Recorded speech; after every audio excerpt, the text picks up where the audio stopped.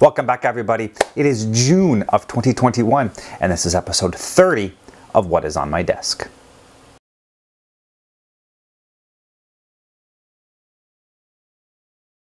So here we are back for another episode of What Is On My Desk. Not too much going on, I'm not gonna lie. Work has been busy, life has been busy. It's beautiful out. We actually have some summer-like weather here in Ontario, so we have been spending a lot of time outside as a family.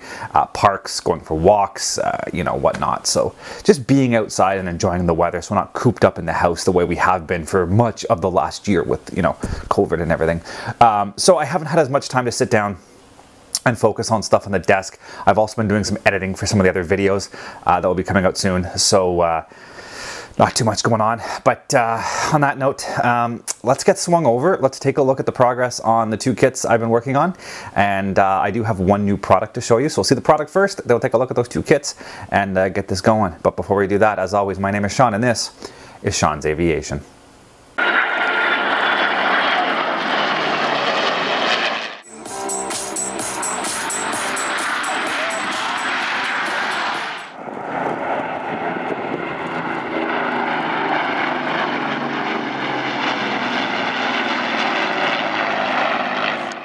And just before we get into the video, something I should have been doing a lot more up till now, and that is just asking you guys out there, if you enjoy what you're looking at, if you like what I'm doing, go down below, click on the like page, subscribe to my channel, and by all means, please click on that little notification bell. If that way you guys get alerted when I do get more new content up. I usually try to do the What's on My Desk monthly update beginning of the month.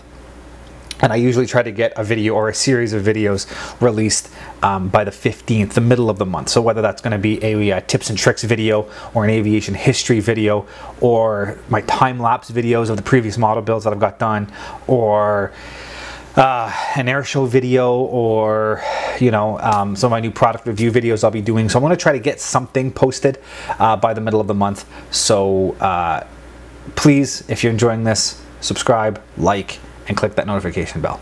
Let's move on to the video. So here we are back at the desk, and we'll start off with the new product review that I have. And it's an interesting purchase. Again, it was not something I was planning on buying or looking for. It just happened to pop up, and gotta remember exactly how. I'm pretty sure it popped up on Facebook. I think it was on the Canadian Military Aviation page. He posted a link saying he was selling 1/48 scale CF100 decals, and to get in touch with him if he's interested. So I got in touch because there isn't a lot of decals out there. I believe Canuck. I mean, there's a few of the old models when you go back, old decal sheets that go back to this, the 70s and 80s. I believe Leading Edge may have done a sheet years ago, and then Canuck Models made one, but I believe he only did the camo birds, and those are very hard to find. So when this sheet came up, I mean, it was a little pricey, but considering it was a short run kit and what it was, I figured, you know what, it's probably a good idea to grab them, because I don't know, if or when I'll get a chance to get these again, and I don't have a CF100 in the stash, but if I ever get one, I'd like to have decent decals because the Hobbycraft kit sucks. So, that being said, I got the decals. I got part 1 and part 2, so they're both here. They did not come with instructions. They sent me a PDF file that included the placement of the stencils. For the main decals, you're just going to have to kind of use references. Luckily, I have this reference here, which, by the way, I might go over at some point and talk about this. I used the Patrick Martin Royal Canadian Air Force aircraft finish and markings. I have the entire set. There's 47 to 68 part 1, 47 to 68 part 2, 68 to 2004, and then the Navy one from 44 to 68. And these are an invaluable reference if you're doing Canadian aircraft models or profiles or anything along those lines. And I'm pretty sure that's where he did a lot of the research for these. So I do have those, which definitely helps me with the placement guide. If you are interested in these, I'll put some information down below in the description. I'll have a little section. His email will be included, so if you want to order more, you can contact him. I have, give me a second. He sent me, the email he sent me that included the instructions. He also added a little bit of detail. I did ask him if it was okay that I go ahead and do this review. So I asked him for a little bit of information.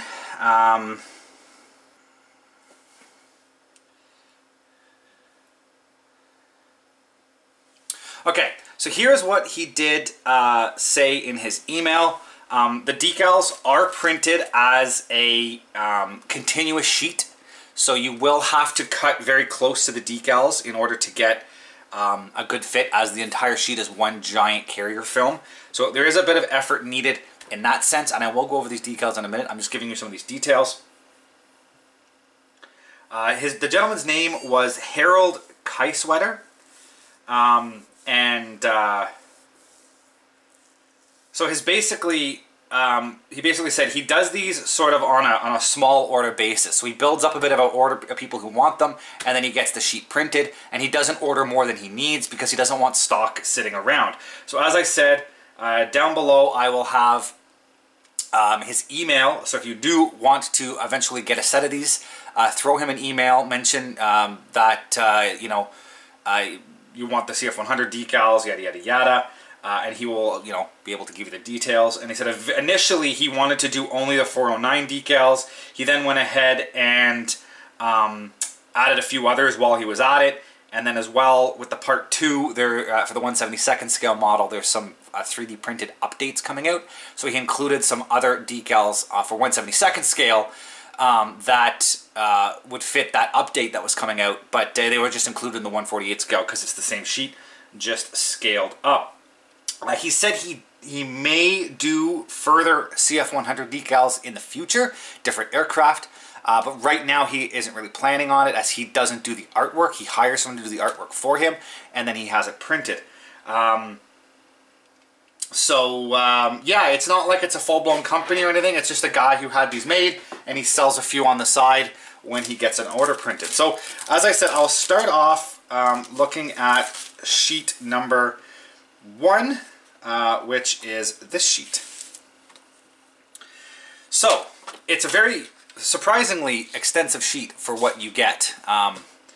You get all your stencils. So as you see here, you have all of your main airframe stencils. You get your early and late style fin flash. You got the early RCAF roundels. You got your warning lines in red, and you have basically enough numbers to create almost any aircraft that was flown, any CF100. Between all of this, you can come up with any serial number. This right here lets you do almost, I'll take this to the side, because this sheet right here gives you enough to do the basic design for any CF100 flown by the RCAF. Where the issue comes in is when you get looking at the squadron markings. Now, these are the more complex versions in the squadrons. Now, I don't know off the top of my head, I know a few of these. I know the red one is 410 Squadron. I know that is 409 Squadron. However, I don't quite know what the other two are off the top of my head. You would have to do a little bit of research on that to confirm. Going through the book, if I go to the, that's the Dakota, I gotta go to the Canuck. Here we go, to the Canuck. So you can clearly see how good this book is. For example, that, okay, here we go. So that is 440 Squadron, just by using that reference. I can tell you that the green is 440 Squadron. The red is 410 Squadron. The blue with the eagle head is 409 Squadron. And I should know what the other one is, as I do have, here we go, 432 Squadron. This one here with the black and the yellow is 432 Squadron. So, as I said, 409, 410, 440, and 432 squadrons can be built from this. Now, looking at some of the markings, some of the squadron markings are relatively complex. For example, here 413 squadron has a complex, there's the little band down the side of the fuselage, you know, these style bands that run down the intake trunking. It has a pretty significantly, you know, difficult one. You would be very hard pressed to do that on your own. But you can find other versions, especially when you look at the camoed versions of the airframe.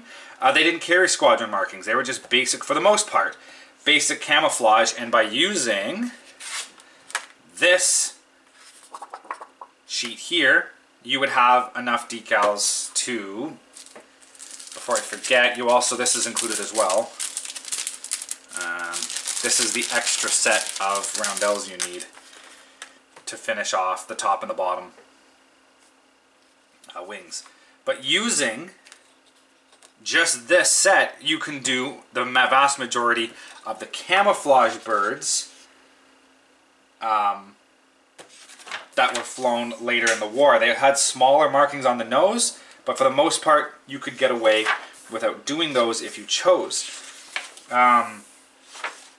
The rest of the squadrons all have the flashes down the side of the fuselage, so you'd have to do a little bit of work to get those printed off and made up so you can pull it off. But luckily, you have 4 squadrons included here, and you have enough stencils to do any airframe flown with the RCAF, and any of those airframes that didn't have difficult squadron markings, you can incorporate using those. There's also some color pictures in this book, so you can see there's the decals. This scheme is included on that sheet. And if you just find a couple more color versions, you know, you can kind of get a feel for what some of these CF100s would have looked like. And I mean, if you can find a color scheme that is easy to paint up, then you can paint it up. For example, you know, this scheme right here, you could easily do that scheme with an early version. There's a fluorescence one here with the you know, actually it has a squadron band down the side. You know what, I mean, you'd have to do your research, but you definitely get quite a bit of options in here. I'm very impressed with the printing. The white, I don't even know how they're printed, if they're silk screened or printed in a laser printer, or how they get the white, because it's very difficult to get white, but this looks very nice. It looks like it's opaque. It doesn't look like it's too translucent. It's hard to tell until you get it on the model, but and the one thing to mention, as I said before, these are one continuous carrier film. So if you put this in water, all of this would come off as one decal.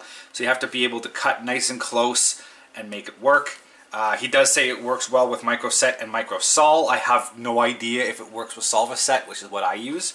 So you'd have to do a little bit of testing with that to see how it works. Find like a number or something that you don't plan on using, you know, maybe some of this area here, and use a test model and make it work. So that is set 1. Set 2 is a slightly smaller set. You still get a full set of stencils, but it includes the basically post-1968, the Canadian Armed Forces era of the CF100, which for the most part was only 414 Squadron, which is why you get the late style roundels, you get 414 Squadron badges, you get the Canadian Armed Forces roundel back here, the Canada flag, and you have the CAF. So again, there's enough numbers here that you can effectively build any airframe that was flown post-unification, and I'll pull out the post-unification book and see if they have any color photos in here of a post-CF100. I don't know if they do. Where's the color sections? I don't think they have. Yeah, I mean, there's one here. There's the 414 Squadron one with the red fluorescent with the 414 Squadron logo. So you have that ability to do that up if you wanted to. I'm going to go through here and look for the actual Canuck, Chipmunk, Chinook, Challenger, CF5, Canuck. So here's the Canuck. As you can see, for the most part, it's only 414 Squadron. There isn't much for it because there were so few of them flown post 1968. But you do have the ability to do pretty much any one of those post-1968 airframes. So again, I don't know if I'll ever actually use these. They are good to have because if people are ever looking for a specific set, I have a bunch that I can then later on decide if I want to sell or use or whatnot. So they are good to have. Who knows, maybe one day, you know, the CF100 kit may get retopped by somebody. They might not, they might, who knows. If they ever do though, I am ready. If I ever find one at a decent price, I am ready. So those are the CF100 decals. Officially they're called Mantic, Matnic, M-A-T-N-I-C, Matnic decals. So like I said, I will have a link down below in the comments, in the description I should say, and I will include his email. If you are interested in purchasing these, send him the email, let him know you saw his CF100 decals, you're interested in a set, and he'll be able to tell you if and when there will be a reprint done. They are a little on the pricey side. I'm not going to quote prices because these are the kind of things that might fluctuate as time goes on, right? If there's a larger order, he might be able to bring the prices down. If there's a smaller order, they might go up. Printing costs might go up. It's hard to say. It's not like it's a one-shot flat price type deal. So I'm not going to quote prices. You can talk to Harold directly if you're interested and talk with him about prices. But that's the set. Very, very happy with getting these. Not a common set of decals that are out there. Moving on to kits, I do have to admit I have done basically nothing on the kits. This past month, again, I mean, I say it pretty much every month, things are just busy. Work's been busy. One of my co-workers has been off for a while with a new child, so we've been putting in extra hours to kind of cover for his absence. There's been things happening. We've been somewhat busy, I guess you could say, considering we've been a little on the short staff side. And just at home with the kids being home, then it's nicer weather. We're going outside a lot more. It's not as easy for me to kind of come down here and hide out in the basement. So it has not been as busy as usual. I have got some progress, but not lots. So really I've only been working on the two kits, the P38 and the the C130. We'll start with the C130. So the interior gray is painted. I've been doing work on the windows. So I've had all of these lower windows have been installed, and all of these circle windows through the fuselage have been installed. They've taken a bit of work. The window itself was larger than the window opening. So I've had to do a lot of sanding, test fit, sanding, test fit, glue the window, move on, same thing, move on, same thing. And for the most part, each window is more or less a custom fit. I mean, they're all the same size for the most part, but just trying to match with that specific opening has been a little harder. And as you can see on the inside, the fit is brutal. They're large, they're misshapen. But from the outside, they don't look too bad. Same up here. Getting these windows glued into place has been a bit of a challenge. They don't fit very well. The shape looks similar, but there's been huge gaps and steps. So I've glued it in, and then I've gone from the back side and glued in using a bunch of clear white Elmer glue. Been using this and going around the outside edges to fill in kind of the gaps, so when it dries it looks clear and you don't see massive gaps through there because it's filled with white glue. But there's massive steps everywhere on it. It's pretty bad. This side is the same, massive steps on those windows, and there's just nothing I can do to make them fit. I mean, it's an old kit, and it was never designed to look 110% accurate, so it's just taking forever for me to get this to look decent. The good news is I'm very close.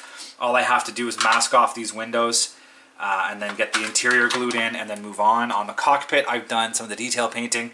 The seats have been painted green. I've painted some of the black details in the instrument panel. The main seat area, the rescue seats back here, I've painted orange. So you can kind of see when you start to put things together. Really, my next step, I'm going to mask the window, like I said, mask the clear parts, get this interior glued together, get the fuselage glued together. You know what I mean? And then it's that much closer, and then I can focus on rebuilding this short shot tail section. And then it's sanding some windows, getting some stuff cleaned up, and then I can get ready for paint. So I'm on the home stretch. I'm getting there with this. It's starting to get close to where I'd like to be. But it's just a lot of effort, which is why I focused on that kit and the P38 as well, because I knew there was going to be a lot of work on it to get it prepped for paint, whereas the other kits are going to go together relatively quickly and be ready for paint. So that's why I focused on these ones. Moving on to the P38, I have got the interior painted. The interior parts have all been painted interior green. I haven't done any of the detail painting yet. That's my next step on this. Start with the black, get all the black details painted on the cockpit floor, side panels, the yoke, all that kind of stuff. Get all these cleaned up, detailed, weathered, painted. The booms, I've been working with the putty on the doors, get them sanded down, get the seams sanded down on both sides. They're looking really good. So I'm just cleaning that up. I'm going to start shooting a bit of primer on this soon. Just checking. I got the front pieces glued on as well. That's going to take a little bit of work. That was the last thing I did, was glue these front faces onto the booms, but I got to get those seams cleaned up, sanded down. Just get a quick shot of primer on these to see how they look, so I can start finessing those seams. And the fuselage as well, the upper half of the fuselage, I got the area all painted green. I also did one along the outside just to check that seam, and that seam's looking really good, so I'm not too worried about that. It's basically going to be ready for paint very soon. So my idea was get that painted, and then as soon as I get the cockpit detail painted and assembled, I can get it glued into place, which means I can then glue the two fuselage halves together. And once that gets glued together, then I can really jump forward quickly, because this allows me to clean up all the seams on the wing, back here on the pod, get the nose all assembled, get all those seams cleaned up here, and then, you know, just assemble and I'll be ready for paint. So again, there's still a lot of work to go, but I could see myself getting closer and closer to those steps as I go. But it's just, like I said, I don't have a lot of free time, and a lot of what I'm doing is time intensive. So if I get, you know, 20 minutes to come down and work on it, I can't get much done in 20 minutes. You know, 20 minutes can be sanding one of these booms is 20 minutes of work. And there's my night done. Or it's just trying to put a couple of windows in. You know, fiddling around, sanding, figuring it out, get them popped in place, get the glue, just as the glue sets, oh, I gotta go. You know, the kids are crying, my wife needs help with something or whatnot. So, or from here with just one of my, you know, my daughter, the oldest, she wants to go do something. She wants to go to the park. I just don't have time. So it's gonna be nice when I get a little bit more free time. I've also been doing a lot of work on some other videos. So on that note, we'll move on past the models. In terms of content for this channel, I do have a larger video coming out. I may have mentioned it before. It's a bit of a history of the RCAF, and it's basically going from a little bit in the pre-war squadron histories, but then sort of starting at the beginning of World War II, running straight to present day, and just chronologically when units formed and when units disbanded. And I'm just doing that, just sort of the highlights of when a squadron formed, when the squadrons ended, the expansion, contraction of the Air Force as time goes on, some notable events that happened in the Air Force, things, you know, like getting the 400 series squadrons and the Cold War and, you know, Operation Leapfrog and things like that, and the wind down in Europe and unification. So there's all these little things that I'm going over. So it's a pretty involved video, because it talks about everything in the Air Force for like 80 years. So it's a bit of an involved video, but it's very light on details. But I'm going to get that one out first, and then I'm going to be doing an individual video for each squadron. So there's going to be 50 videos, effectively, one for each unit, plus a few of the others. I want to do 103 Rescue Squadron. I want to do 162 Squadron, one of the RCAF home units that flew anti-submarine patrols. So there's a couple of these things I want to go over. I might end up doing another video at some point on naval units. I personally actually don't know a lot about the Navy units. I've always been more of an Air Force kind of guy, so pre-unification with the Navy units is a bit of a gray area for me, so it'd be very interesting on my own sort of knowledge base to do a video on those. But that's the plan. I've also got a few more little tips and tricks and some more kit review stuff that I can produce and pop out to help fill the gaps. I'm trying to get that RCAF video done by the middle of June for the June 15th release. I don't know if it's going to be done or not. If not, I'm 99.9% sure it'll be out in July if it doesn't make June, but I'm pushing for June. I can't even get, I'm going to say 75% chance I'll get it out by June. Been spending a lot of my free time at night down here working away on it, so we'll see. Unfortunately, it looks like my computer just froze up doing the update, so I'm going to have to hard restart that again. The downsides to trying to get this stuff done, right? Every time you want to do something, the computer has other plans. So that's, I think I'm going to wrap this video up here. It's been a bit of a short one, a sweet one. Not much progress to show you. You've seen those new kits. I've given you the update for the channel. So I think I'm going to call it here. We're going to move on. I'm going to try to get some more of that other video done, and hopefully by next month we'll have some more progress on these kits, and we'll be able to talk some more on that. So as always, guys, thanks for watching. Stay tuned for some more content. And if I haven't, I know I have said it before because I'm going to put that little spiel at the beginning of this video. But as always, guys, please like, subscribe, down below, leave a comment, ask the questions, give me ideas. You know, I'm pretty good at answering those comments, so you know, I'd like to have that interaction. I'd like to see how you guys are liking it, what you want, what you don't like, changes. So on that note, thank you everybody, and we'll see you next time. Thank you for watching, guys, and as always, if you are interested in any of the content you see, you can access my website at www.seans-aviation.com. You can see all the latest pictures of aircraft and museums and the build logs of all of my current models and past models on that site. And if you're interested in any of this content, please click the subscribe button here on YouTube to follow more. Thank you very much, and see you guys next time.